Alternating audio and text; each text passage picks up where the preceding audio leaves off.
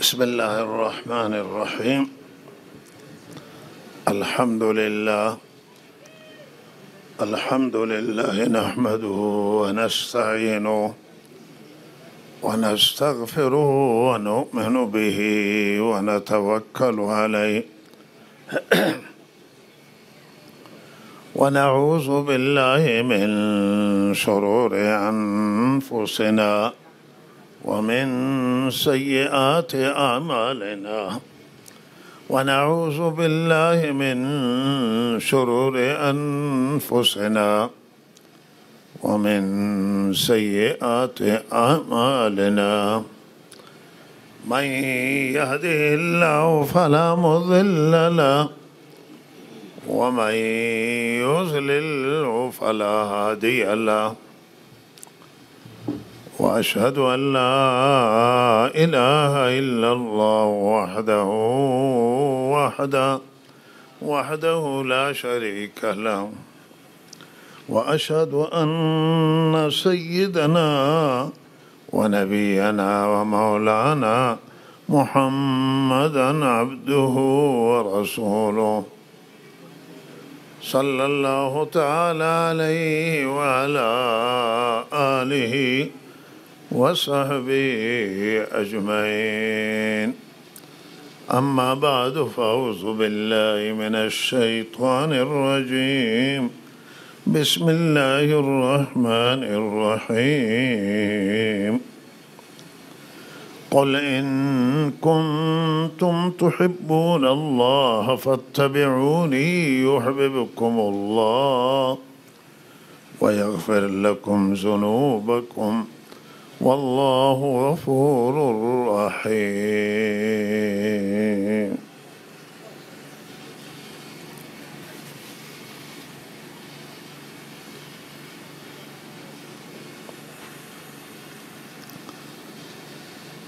سروران عزیز و برادران و خواهران، الله تعالی سعادت ما را و سربلندی دنیا و آخرت ما را در اتباع از حضرت رسول صلی الله علیه وسلم تابعداری آن حضرت قرار داده است. آنچه که آن حضرت به عنوان فرستاده الله و رسول خدا و پیامبر خدا به ما دستور می‌دهد و به ما امر میکنه، فرمان میدهد، در صورت ما به سعادت میرسیم و جهانیان به سعادت میرسند که از حضرت رسول صلی الله علیه وسلم اتباع بکنند، بر مسیر سیره آن حضرت حرکت کنند، در مسیر دستورات آن حضرت و ارشادات و راهنمایی آن حضرت و هدایت آن حضرت حرکت کنند. و این راه خدا است و راه سعادت و سبب می شود که الله تعالی انسان محبوب بکنه، انسان دوست داشته باشه بنده‌اش را. و غیر از این را امکان این که الله بنده را دوست بگیره وجود نداره. تنها راه حضرت مصطفی صلی الله علیه و سلم است و ایشان را الله آخرین نبی قرار دادند و کل این فروزه نبوت بعثت انبیاء علیهم السلام را با بعثت آن حضرت خاتمه دادند. همین هدایتی که به وسیله انبیاء در دنیا آمده و تکمیل شده به وسیله مقرب ترین بندش و محبوب ترین بندش. لہذا این مسیر کے دین آن حضرت مکمل همه ادیان و سیرت آن حضرت مکمل تمام سیرتهای خوب و نیک انبیاء علیهم السلام است و کتاب به خدا قرآن عظیم الشان خلاصه همه کتاب ها و حاوی تمام خوبی های کتاب های گذشته است و دین اسلام در بردار همه خوبی های ادیان را و این دین را الله پسندیدن و این دین را خوشنود شده برای از این دین برای جهانیان تا قیامت. بشر به هر جای برسد، به هر مقامی برسد، به هر کله از کله های پیشرفت را فتح کنه و به هر درجه بالای برسد،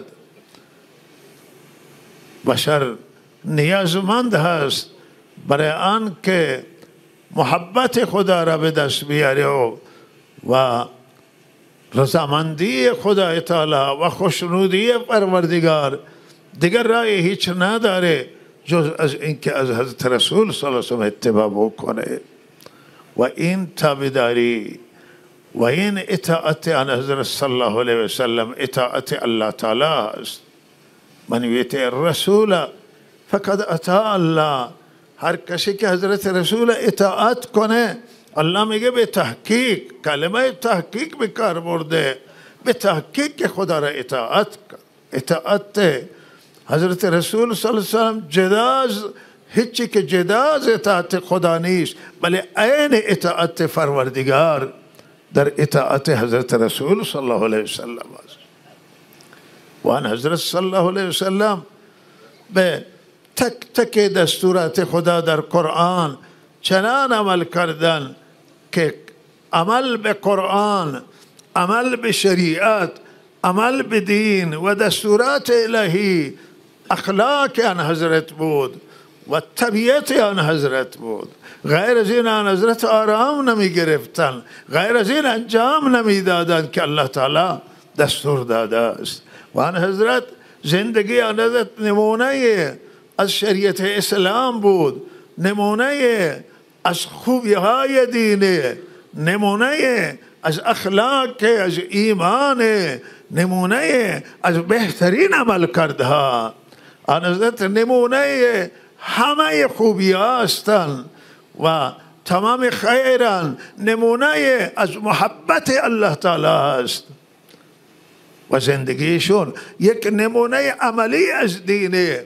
و لحاظا برای ما دستوره که ما پشت سری آن حضرت حرکت کنیم، اطاعت کنیم با تمام وجود و با تمام توان از آن حضرت و زندگی آن حضرت را در زندگی من پیاده کنیم. ما هم طبیعت خود قرار بدیم، چنان عمل کنیم، چنان مصمم باشیم که طبیعت ما باشه عمل به دین و عمل به شریعت و به طریق آن حضرت صلی الله علیه و سلم، به روش آن حضرت صلی الله علیه و سلم نماز برگزار کنیم، به روش آن حضرت صلی الله علیه و سلم حج انجام بدیم، به روش آن حضرت صلی الله علیه و سلم زکات اموال ما بدیم و به روش آن حضرت حقوق زن و بچه را رعایت کنیم و به روش آن حضرت صلی الله علیه و سلم عدالت اجرا بکنیم، زندگی ساده داشته باشیم، بی تکلف باشیم توی زندگی ایمان، با اخلاق نیک، با اخلاق زیبا با مردم رفتار بکنیم. و این وظیفه ما، این سیره آن حضرت صلی الله علیه و سلم. و وقتی که سیره آن حضرت در زندگی ما میاد، یعنی دین در زندگی ما میاد، این مایه رضامندی هیچی که الله تعالی می شود، بلکه الله او بنده که حضرت رسول اطاعت می کند، الله تعالی او بنده را دوست میگیره، دوست قرار میده. و او زمانه می گفتم بسیار ادعا می کردن که خدا را دوست دارن، حتی غیر مسلمان این ادعا را هم داشتن که خدا را دوست دارن، به خدا محبت داشتن. الله فرمود که زمان محبت شما قابل قبوله، که شما از حضرت رسول صلی الله علیه و سلم اطاعت کنید و اگر کسی اطاعت از حضرت رسول نمی کنه و ادعا میکنه که خدا را دوست داره، این دوستیش مردود نزد الله تعالی و غیر قابل قبوله و الله تعالی این پذیرش نمیکنه و نمیپسنده. و معلومه که یک محبت از جانب بنده به الله هست، یک محبت از جانب خدا که خالق و مالک هم به سوی بندان و این دو تا محبتان. محبت اگر بنده خدا را دوست داره اطاعت کنه از حضرت رسول صلی الله علیه وسلم. الله ادعای او را زمانی قبول می کند و می پسندد که از حضرت رسول اطاعت کنه و این دوستی معقوله، دوستی صحیح، دوستی است که نزد الله تعالی قابل قبوله و الله این بنده را هم دوست میگیره و محبت میکنه، یعنی رحمتهایش را نازل میکنه، یعنی برکاتش را بر او نازل میکنه، یعنی او را حفاظت میکند، او را از عذابهای دنیا و آخرت نجات میدهد و روز قیامت او را به بهشت و جنت میبرد، داخل میکند. دوستی الله تعالی اینه که الله تعالی منافع را به او برسانه و مضار و ضرر را از او دفع کنه و دور بگردانه.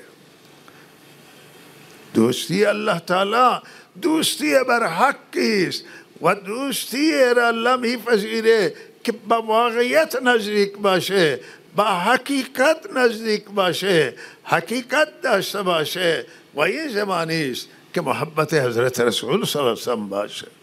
صحابه کرام رضوان الله تعالی مجمعین که به مقام والا رسیدن، به بزرگی نائل شدن، محبوب الله شدن و الله تعالی در قرآن در جاهای مختلف از یاران حضرت رسول صلی الله علیه وسلم، از صحابه حضرت رسول صلی الله علیه وسلم ذکر خیر می کند و اونها را الله تعالی جایگاه و مقامشون را بیان می کند. از آنجا بود که اونها در ادعای ایمان و در ادعای محبت خدا صادق بودن، واقعا مؤمن بر حق بودن، مؤمن واقعی بودن صحابه کرام رضوان الله تعالی علیهم اجمعین و محبت واقعی خدا را داشتن. محبت واقعی حضرت رسول صلی الله علیه وسلم در دلشون بود.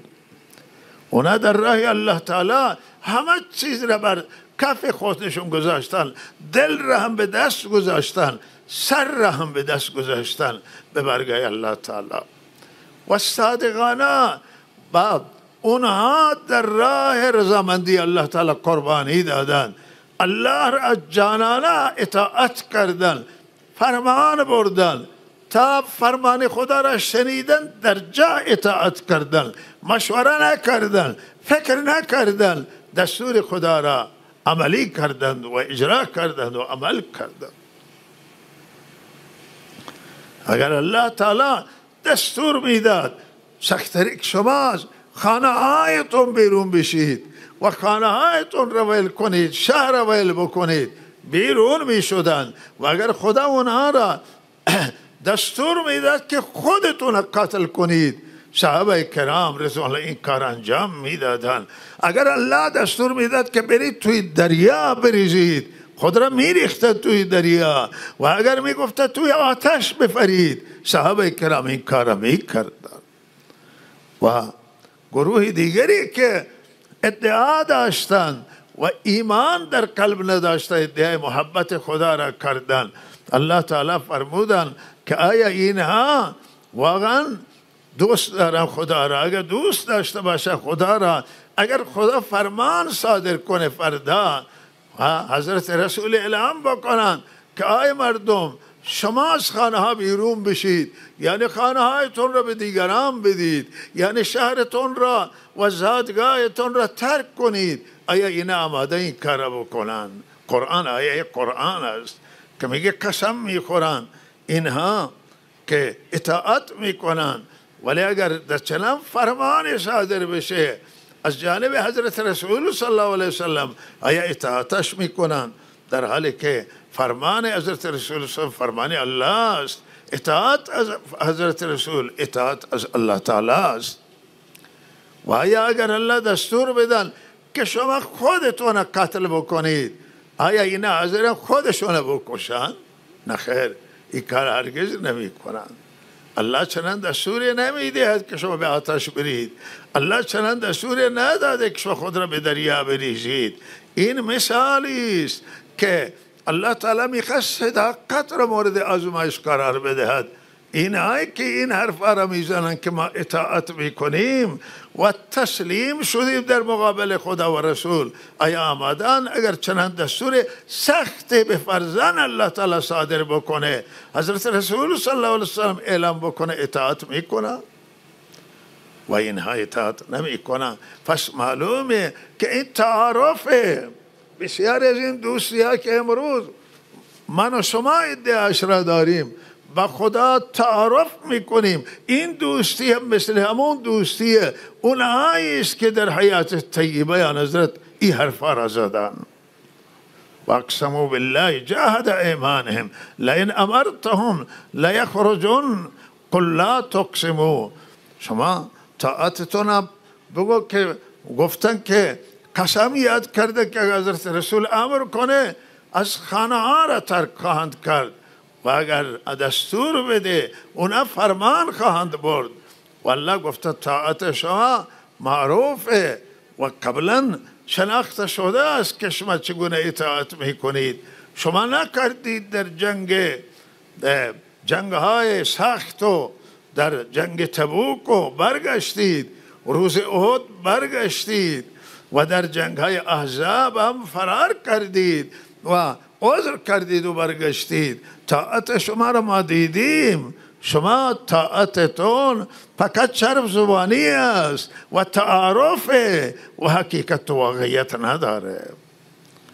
و مطیع اونا که در سختری شرایط که آتش میریخت سر مدینه منوره و در آتش سختری گرما از مدینه تا مرز شام رفتن، تا تبوک رفتن، در مقابل بزرگترین قدرت زمان که روم بود اونها اطاعت کردن و که سواری نداشتن 10 نفر به یک شتر نوبهی سوار می شد و پیاده بودن و رفتن که در راه الله جهاد کنه و جلو دشمن لشکر بزرگی که میخواهد به مدینه بریزه مرز شام جلو او را میخواستن بگیرن، در خاک خودشون بگیرن و اونها اطاعت کردن که در دامنه احد ایستادگی کردن، شهید شدن ولی قربانی دادن، دشمن نگذاشتن وارد شهر بشه.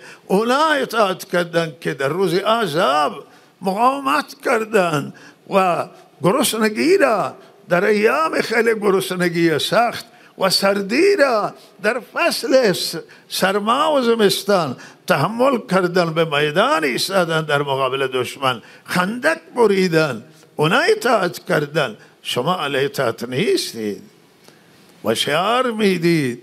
عزیزان من، اطاعت صحابه که این مقام دارن مجانی مقام کشف نکردن، مفت به دست نیاوردن.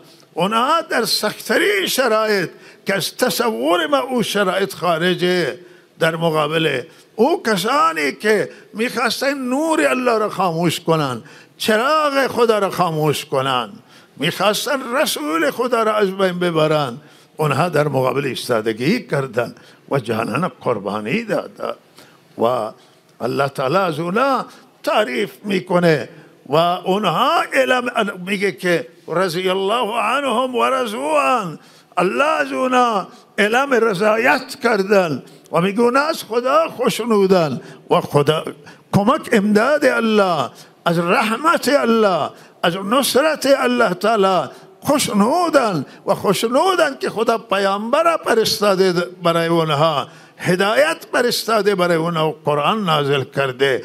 این همه رحمت الله خوشنودن و خدا را شاکرن و الله هم از اونها راضی است که اونها جانانه اطاعت کردن، اونها در ادعا صادق بودن، امین بودن و الله از اونها راضی است.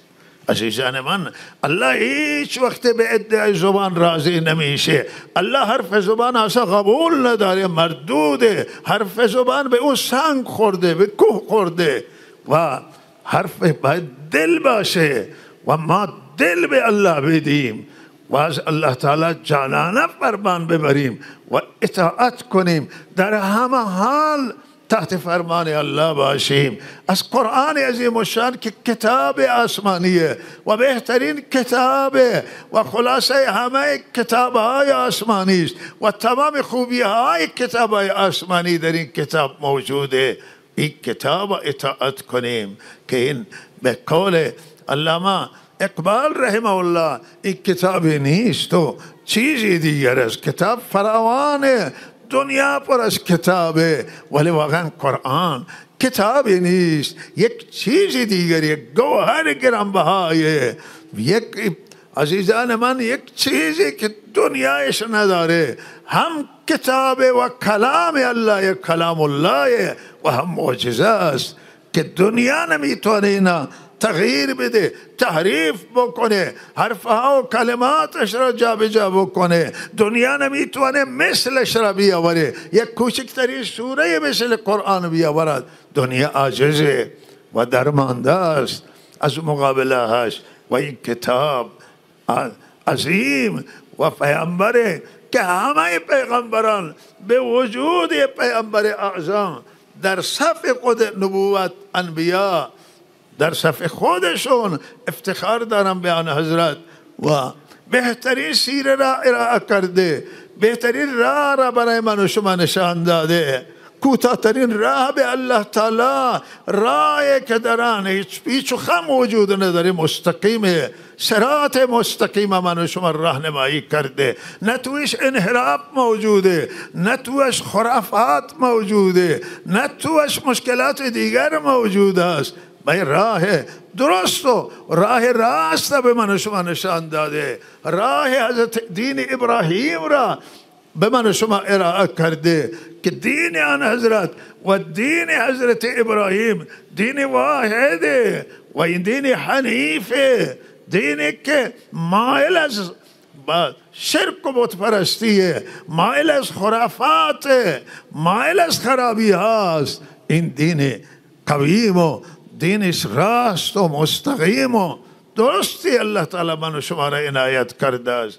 و در ادیان سماوی گذشته بعض سختی های اعمال بود به خاطر عمل کرد مردم وقتی که بعد عمل کردن و برعکس عمل کردن، الله تعالی بر اونا مقدار سختی گذاشت بازه، ولی تو این دین آسانی الله گذاشته. دین میانه، دینی که بین افراط و تفریطه و این دین سعادت برای من و شما، بزرگترین نعمت خدا برای بشری، بزرگترین نعمت الله تعالی، راهنمای درست و راهنمای صحیح و راهنمای بزرگ که حضرت رسول صلی الله علیه وسلم است. الله تعالی برای من و شما فرستاده تا من و شما اطاعت کنیم، من و شما از عذاب جهنم نجات بگیریم، از عذاب و شکست دنیا و آخرت نجات بگیریم و روی این نعمت الله را شکر باید ادا بکنیم. شکر با زبان ادا نمیشه، شکر با عمل ادا می شود که اطاعت از خدا و رسول فرمان ببریم، محبت آن حضرت را توی دلمون جا بدیم، محبت خدا را توی دل بیاوریم، همانطوری که در دل گذشتگان ما محبت به خدا محبت میکردن، به حضرت رسول محبت میکردن و این محبت ها سبب نجاته. عمل آسان می کند برای من و شما. من و شما به راحتی بیشتر میتوانیم عمل کنیم وقتی محبت خدا باشه. تمام سختی ها در راه محبوب، همه مشکلات در راه دوست و این لذت بخشه و لذیذ این سختی ها. اگر روزه بگیرید، اگر نماز بخوانید، اگر زکات بدید، اگر در راه الله خیرات بدید، اگر به یتیم ها برسید، به فقرا برسید، همه اینا سختی ها، مشکلات دیگری که در این راه هست آسانه، چرا که رضامندی خدا در او هست، چرا که اطاعت خدا هست، خدا اطاعت حضرت رسول صلی الله علیه وسلم. متاسفانه بسیار جای افسوسه که امروز محبت خدا توی دلهای ما کاهش پیدا کرده و هنوز میدانند که محبت چه اندازه هست یا نیست. و اگر محبت هست، محبت خدا در گوشه دلهای ماست. اگر محبت در حضرت رسول در کناره دلهای ماست، در حالی که باید محبت خدا و رسول در اعماق دل، در ریشه دل، در سودای دل ما محبت خدا و رسول باشد. و ما هر چیز که، هر فرمانی که از حضرت رسول صلی الله علیه وسلم دریافت میکنیم اطاعت کنیم. هر فرمانی که از الله دریافت میکنیم بدون اینکه ما دلیلش را بدانیم، حکمتش را بدانیم، فلسفهش را بدانیم، ما از خدا و رسول وقتی که ثابت باشه که دستور خدا و رسول اطاعت کنیم، جانانه بدونیم که حکیمانه، بدانیم که داره حکمت و دانش در دستورات الهی موجوده. و ادعا زیاده امروز، و اما عزیزان من این ادعا از واقعیتها بدورن، از حقایق بدورن. واقع گرا باشید عزیزان من و حقیقتها را نگاه کنید که ما چطوریم با ادعا. آزمایش کنید، فکر کنید. اگر شما دروغ هست در زندگی شما، اگر در زندگی شما تهمت هست به دیگران، اگر در زندگی شما بدگمانی به دیگرانه، آنچه که الله دستور داده که شما بدگمان نباشه به دیگران، و اگر مال دیگران تعرض میکنیم و خدا نکرده دست ما در جیب دیگرانه و آبروی دیگران بی‌پروایی میکنیم، اگر ما گرفتار گناههای بزرگیم و مادر و پدر را نافرمانی میکنیم، حقوق انسانها را توجه نمی کنیم، عدالت را در زندگی فردمان باید اجرا بکنیم. اگر عدالت در زندگی ما نیست، بدونیم که توی مسیر خدا نیست، مسیر اسلام نیستیم. و این ادعای خالیه و ادعای زبانه. حکومتا نگاه کنن که چه اندازه عدالت را اجرا کردن، چه اندازه برابری را اجرا کردن، چه اندازه برابر به دستور خدا عمل میکنن. مردم تک تک بدانند که چه اندازه فرمان خدا را اجرا میکنن، دستور یا نه، از هواهای نفسانی اتباع میکنن، پشت سر نفس میروند و پشت سر نفس رفتن، حرکت کردن در مسیر شیطانه، در مسیر الله تعالی نیست. الله خوشنود نمیشه، الله راضی نمیشود. توجیهات که مردم امروز برای کارهای اشتباهشون میآورند، اینا برای راضی کردن نفس خوده، فریب دادن خوده. الله تعالی هیچ توجیه را نمیپسنده و نمیپذیره که از مسیر حضرت رسول خارج باشه. شما اگر من و شما از مسیر آن حضرت خارج بشیم، هیچ توجیه قابل پذیرش نیست که ما فلان عذر داریم. و بالاخره الله به هیچ کسی اجازه نداده، هیچ مقام، هیچ جایگاه اجازه نداره که از مسیر حضرت رسول خارج بشه، از مسیر قرآن خارج بشه. و توجیه اگر میاره، این توجیه اشتباه محضه و در مسیر شیطانه. بالاخره این خدا چیزی که در قوانین شرعی از مسیر قرآن خارج باشه مردوده و الله تعالی او را قبول نداره. الله من شما را توفیق بده که جانانا و با تمام وجود از الله تعالی فرمان ببریم، اطاعت کنیم، زندگی سالم داشته باشیم. عزیزان من، این سرمایه عظیم شماست این بالاترین سرمایه که دنیا هم سبب نجات است، آخرت هم سبب نجات شماست. این دین الله تعالی است، ایمان هست، اخلاق نیکی. این عبارت دین از این هست و احکام نورانی الله تعالی مجموعه دینه، کل این بسته دینیه که الله تعالی به من و شما تمام زندگی من و شما را فرا میگیره. اگر زندگی من و شما توی مسیر دین بیاید، ارزشمند میشه زندگی، سکون در دنیا پیدا میشه، آرامش در زندگی ما میآید، راحت در زندگی ما میآید و من و شما در دنیا سعادت مندیم و در آخرت سعادت مندیم. با ناکامی روبرو نمیشیم، با آفت و عذاب روبرو نمیشیم، با خشکسالی و قحط روبرو نمیشویم، با تنگی روزی. همه مشکلات ما را الله تعالی حل میکند.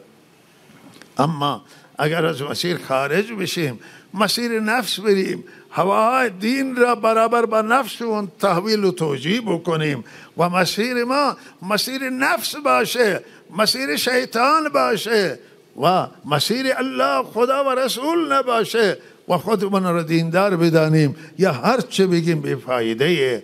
من شما با چالش روبرو میشه زندگی، چالش زندگی، مشکلات زندگی و گرفتاری های زندگی و الله تعالی من شما را به مسیر درست راهنمایی بکنه.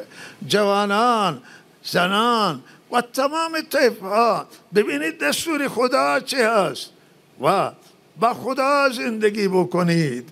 محبوب او انسان نزد الله و الله و انسان دوست داره، در هر لباسی باشه، در هر مکانی باشه، هر جای باش زندگی کنه، محبوب نزد الله که با خدا زندگی بکنه و با خدا زندگی یعنی که از الله فرمان ببره. و حضرت رسول صلی الله علیه وسلم کسی که اطاعت میکنه با خدا زندگی میکنه. خدا را داشته باشید، خدا را از دست ندیم عزیزان من. حضرت رسول صلی الله علیه وسلم را از دست ندیم. هیچ نعمتی توی دنیا وجود نداره، هیچ موقعیتی در دنیا نیست، هیچ جایگاهی توی دنیا نیست عزیزان من که ارزش داشته باشه که ما ناراضگی خدا و رسول را بخریم و خدا را نافرمانی کنیم. این هیچ نعمت وجود نداره، این بالاترین نعمت هست و الله تعالی نصیب ما بگردانه که سرمایه دین را در زندگی و در داشته باشیم و برای آخرت دین زن وقتی میمیریم خاتمه من به خیر بشه و دیندار بمیریم و جمع دینداران واقعی باش.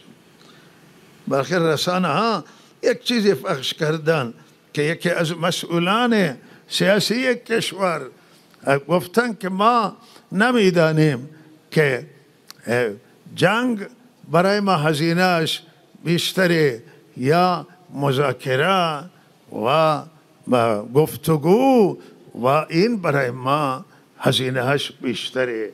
و معلوم میشه که بعضی از مسئولان ماندن که هزینه کدوم بیشتری ماند.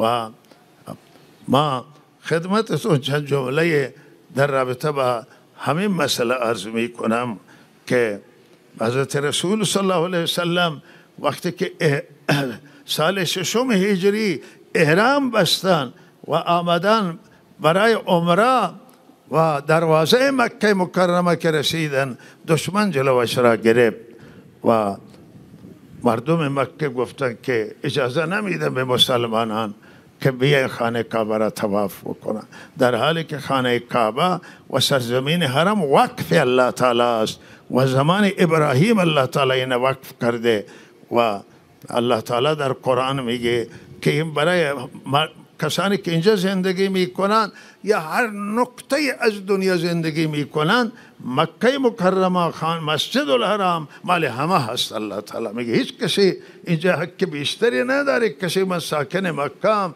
من اینجا اولویت دارم، اینجا زندگی میکنم، نه. الله تعالی فرموده سواء العاکف فیه والباد، برابر او کسی که اینجا مقیمه و برابر او کسی که از بیرون میآید. و آن حضرت با اونها برابر بودن، صحابه برابر بودن با اونها در مکه. و وقتی که آمدن که ما طواف میکنیم و فقط عمره میکنیم و بر میگردیم و نگذاشتن. و شطور آن حضرت اینجا خوابید. وقتی اینجا رسید شطوره که هیچ زمان خستگی را به خود راه نداده بود و این شطور زانو زد به زمین، مکافات کردن که بلند بشه و حرکت کنه، بلند نشد. و تا فرمودن مهارش را شما به دیگه طرف بگیرید، اینجا در مسیر مکه قرار داره. و مهارش را وقتی که این طرف گرفته شطور بلند شد. گفت دیدید این شطور او ذاته که جلوی فیلها را گرفت که میخواستن خانه کعبه وارد بشن و اونها قصدشون این بود خانه کعبه را تخریب بکنن. معروف همینه. و لحاظا جلویشون را مرغای ابابیل گرفتن و فیلها و لشکر ابرها، لشکر یمنی را تارمار کردند و زدن، نابود کردن، گذاشت. و فرمودن او ذاتی که فیلها را جلو گرفته ما را جلو گرفته که ما بریم جنگ میشه اینجا و خون ریزی میشه، والله این نمیپسنده. و لحظه کشیدن مهار شطور را به کناره حرم، اونجا در جوار حرم متصل به حرم، محدود حرم حدیبیه است و آنجا رفته حضرت صلی الله علیه وسلم. و آن حضرت اونجا اعلام کرد اینجا که شطور خوابید و نرفت اون ور. آن حضرت اعلام کرد که هر کسی با من پیشنهادی داشته باشه که در آن خیر و صلاح باشه، معنیش که از خونریزی جلوگیری بکنه، ما حاضریم که پیشنهاد او را قبول بکنیم. اعلام آن حضرت اونجا کرد و آن حضرت برگشت و به حدیبیه رفتن. من نمیخوام واقع حدیبیه را بیان بکنم و این میخوام استدلال بکنم. و وقتی که اونجا رسیدن حضرت عثمان فرستادن که تو برو مذاکره کن با سران مکه و بگو که ما برای هیچ قصد نداریم، ما فقط عمره میکنیم، توی لباس احرامیم. و اینها یکسر تلبیه میگفتن صحابه و صدای تلبیه بلند بود در جمع صحابه. و ما اینجا خانه کعبه را طواف میکنیم، برمیگردیم به مدینه منوره. و اونها گفته که هیچ امکان نداره. حضرت عثمان را مذاکره کرد، گو امکان نداره که ما بگذاریم مسلمانان را. و تمام دنیای عرب ما را ملامت میکنه اون زمانه که میگه که شما اینا آمدن اینجا و اینا دشمن شما بودن، آمدن اینجا طواف کردن و به زور طواف کردن و نه اجازه و نه هیچیه و شما همین طور آمدید که طواف بکنید، چه باشه که ما شما را بگذاریم.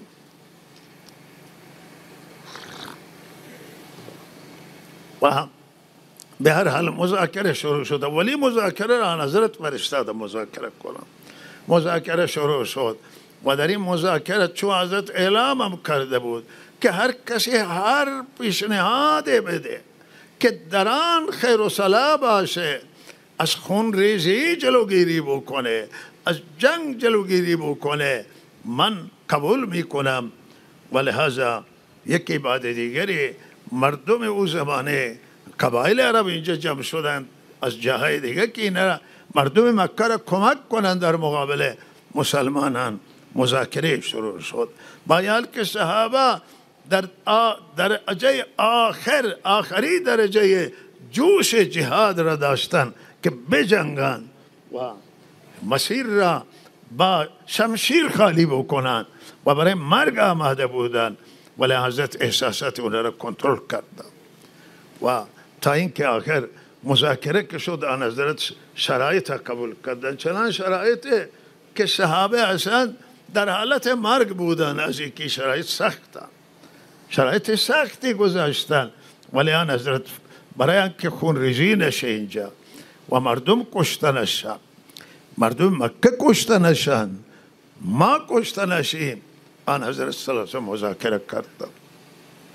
مذاکره کردن، شرایط هم قبول کردن و ما قرار شد که الان از احرام خود را خارج بکنم، برگردن و سال دیگری بیاین، 3 روز اجازه دیم بیای عمره بکنن، سال دیگه برگردم. این قبول کردن حضرت صلی الله علیه وسلم. وقتی که برگشتن صحابه در حالت غم، در حالت اندوه و ان فتحنا نازل شد که ما شما را فتح دادیم. این فتح بزرگی بود و این مذاکره بالاخره کمر دشمن شما را شکست و راه شما را به دنیا باز کرد و این دعوت الله در دنیا جریان پیدا میکنه و همین مذاکره و تفاوض سوی فتح مکه آخر شد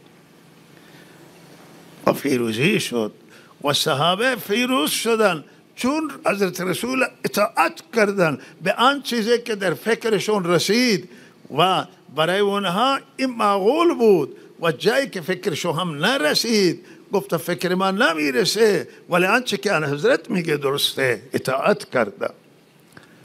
و امروز با این مسئولی که میفرماید نمیدانه جنگ بالاخره هزینهش بالاتره یا گفتگو بالاتره، بابا جنگ حلوات تقسیم نمیشه. همین جنگ 12 روزه را ما دیدیم که چه بالاخره اندازه سرمایه ملی ما به تباهی رسیدن و همین فرماندهان نظامی که کشته شدن بالاخره اینها دوره دیده بودن، کار کشته بودن و اینها سرمایه بودن برای ملت، فرزندان این ملت بودن که از دست رفتن و اینا را 1 روزه 2 روزه دشمن آمد زد و از بین و هسته‌ای که این همه گرسنگی را میکشیم که تمام هزینه ها و سرمایه های ملی من خرج شده بود، این را آمده زدن، داغون کردن و دیگه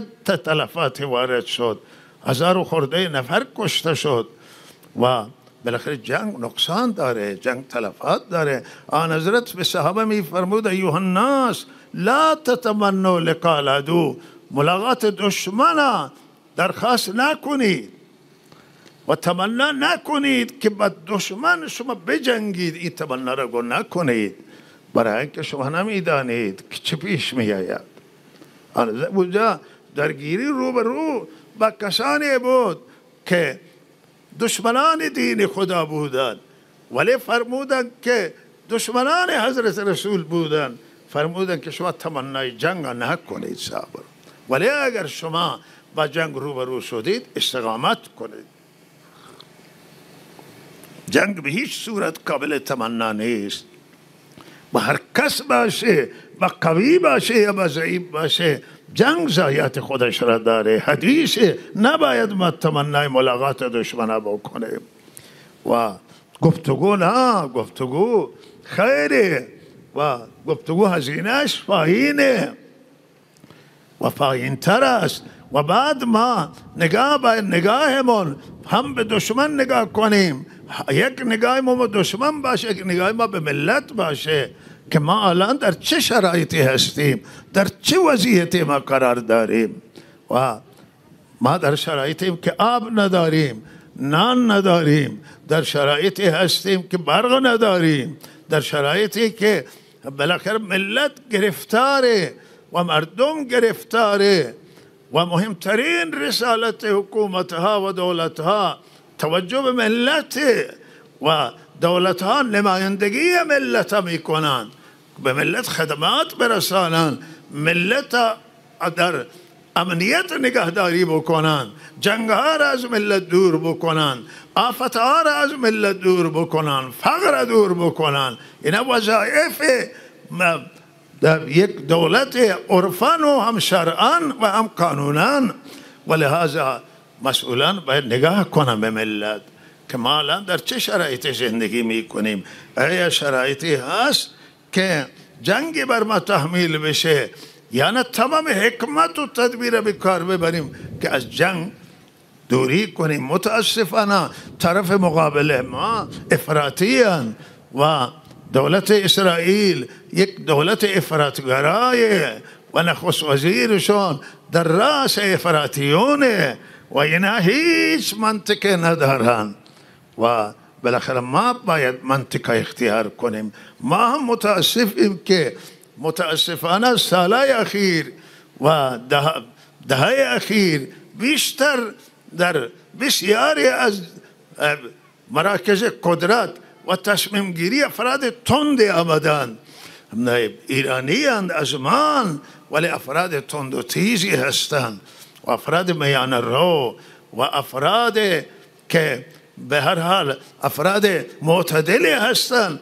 اینها هم قدرت تصمیم گیری ندارن، بیشتر صحنه‌گردان اونها هستند و اگر طرف ما تندرو باشه و از اینجا هم تصمیم گیری ها تندرویی را اختیار بکنن، تندرو باشه کار خرابه و بالاخره جنگ در میگیری به این صورت. ولی یک طرفی باید فکر کنه و بپرسند از دیگران، سوال کنند از اندیشمندان کشور، از صاحبان فکر و صاحبان نظر و افراد معتدل و لحاظا در هر صورت از این جنگ دوم با تدبیر خنثی بشه. برنامه کسانی که تصمیم گرفتن که حتما یک جنگ دیگری را تحمیل کنن بر ملت ما، بر کشور ما و الله تعالی توفیق عنایت کنه و الله تعالی موفق بداره. ما امروز جنازه ما مرحوم حاجی عبدالرحمن حسینی را داریم که یکی از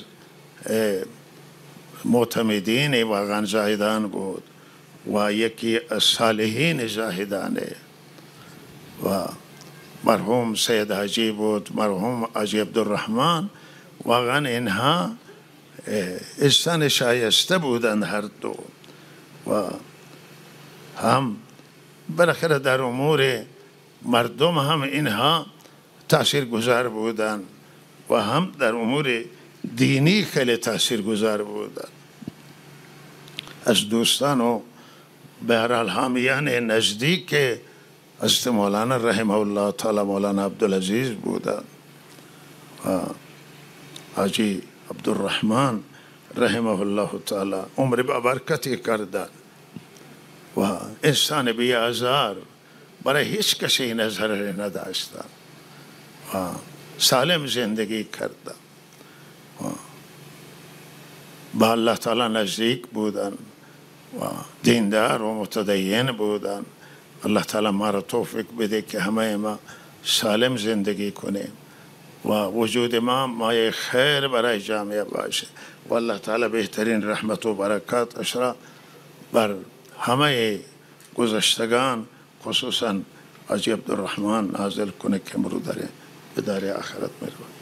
ماشاءالله و صلی الله علی سیدنا